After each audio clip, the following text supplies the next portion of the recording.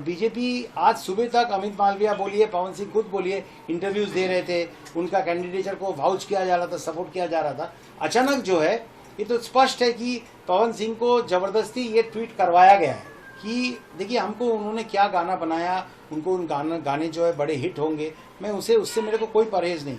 लेकिन अगर पर्टिकुलरली बंगाल की औरतों को उन गानों से मजाक, अगर बहुत ही कथित रूप से बहुत खराब शब्दों में, बहुत ही क्या कहूँ, बहुत ही डेरोगेटरी शब्दों में उसका अगर इस्तेमाल हुआ है तो कहीं ना कहीं उनको सोचना चाहिए था कि बंगाल में इसका बहुत खराब असर पड़ेगा। नमस्कार, इन खबर देख रहे हैं आप, मैं हूं आपके साथ सत्येंद्र शर्मा। कल शाम को बीजेपी की तरफ से लोकसभा चुनाव के लिए पहली लिस्ट जारी कर दी गई।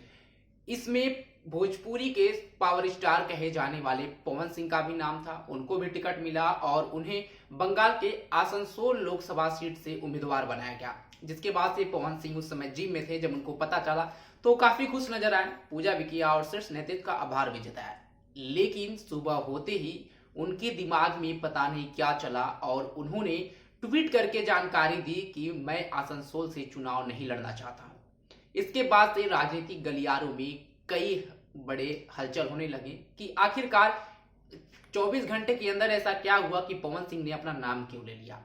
अब इस पर खुलासा किया है आसनसोल से जो पहले बीजेपी में शामिल थे बाबुल सुप्रियो। उसके बाद वो विधानसभा का चुनाव था, उसमें बीजेपी में शामिल होकर जीते थे। उसके बाद से अनबन हुई तो टीएमसी में शामिल हो गए। तो बाबुल सुप्रियो जो मौजूदा टीएमसी नेता हैं, उन्होंने इस पर बड़ा खुलासा किया है।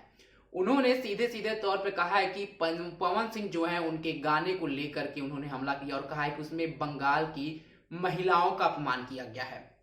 पवन सिंह का कई ऐसा गाना है जिसमें बंगाल के महिलाओं की अस्मिता की बात भी उन्होंने की कि उनको महिलाओं को सीधे तौर पे बदनाम करने की कोशिश की गई है और उनके बारे में अभद्र भाषा का इस्तेमाल किया गया है।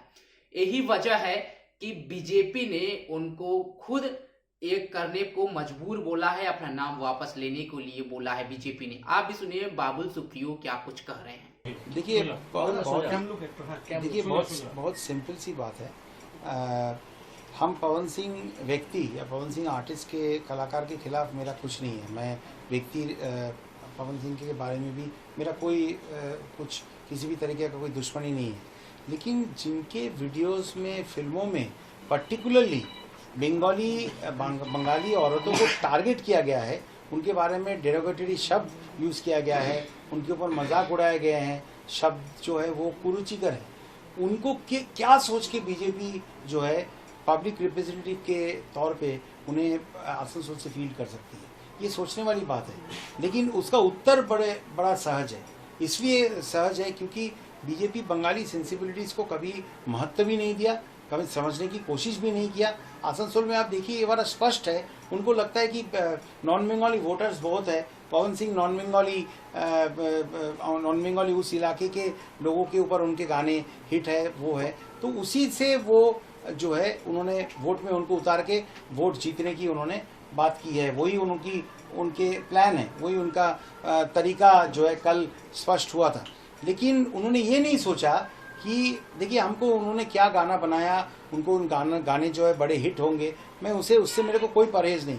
लेकिन अगर पर्टिकुलरली बंगाल की औरतों को उन गानों से मजाक, अगर बहुत ही कथित रूप से बहुत खराब शब्दों में, बहुत ही क्या कहूँ, बहुत ही डेरोगेटरी शब्दों में उसका अगर इस्तेमाल हुआ है तो कहीं ना कहीं उनको सोचना चाहिए था कि बंगाल में इसका बहुत खराब असर पड़ेगा।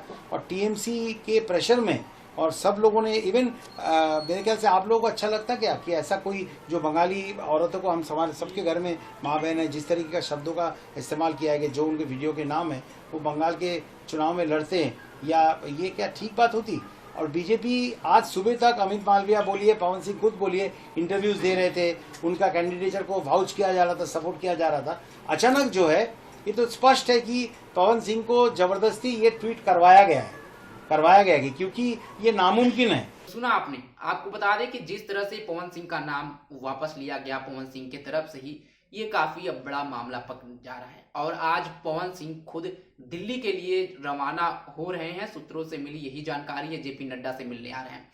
आपको बता दें कि पवन सिंह बिहार के सुपरस्टार हैं, भोजपुरी के सुपरस्टार हैं और लगातार लोकसभा चुनाव इस बार लड़ने के लिए आरा की सीट मांग रहे थे। लेकिन जब बीजेपी की तरफ से पहली लिस्ट जारी की गई उसमें आरा की जगह बंगाल के आसनसोल से उनको उम्मीदवार बनाया। खुश नजर आए, लेकिन आज सुबह ही उनकी तरफ से ट्वीट किया गया।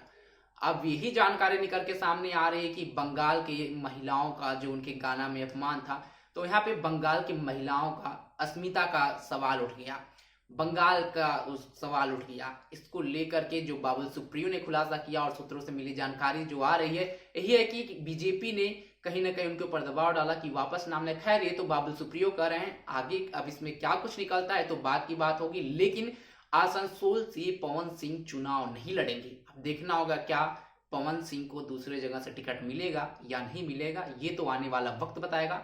लेकिन पवन सिंह अब आसनसोल से चुनाव नहीं लड़ेंगे। इस पर आप सबकी क्या राय है जरूर बताएं। तब तक के लिए बने रहे हमारे साथ। धन्यवाद।